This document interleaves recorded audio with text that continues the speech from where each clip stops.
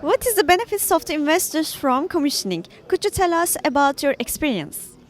My experience is that investor can reduce the risk, the investment, having at the end of the construction documentation that certify the performance of the building, and more, the commissioning permit to access to the green building certification and to increase the score in the green building certification, and more, but not least important, that the investors modify their way to think the investment with a commissioning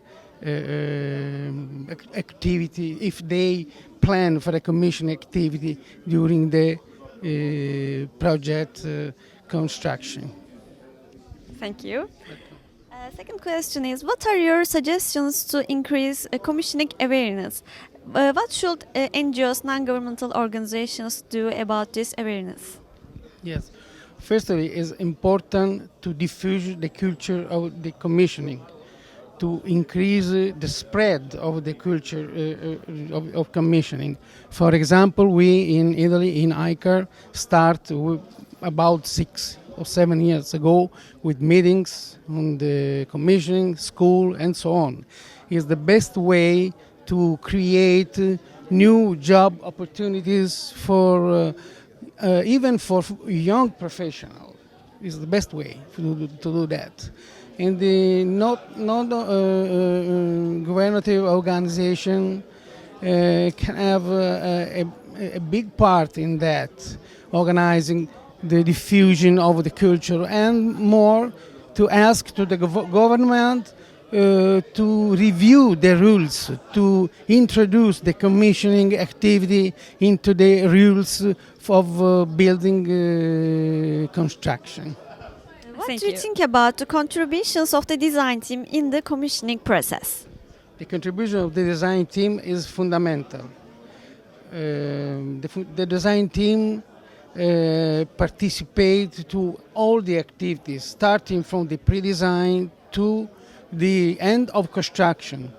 It is important that the owner asks to the design team to be present even in the construction phase, to answer to some question, information that continuously rise from the site, from the construction site. And more, the design team have to modify the approach to the design, taking into account the commissioning activity. So to modify the approach, it means to himself to introduce into the design procedure the commissioning activity, to take in account what happened during the construction about the commissioning of the systems. What should be the ideal commissioning tender documentation?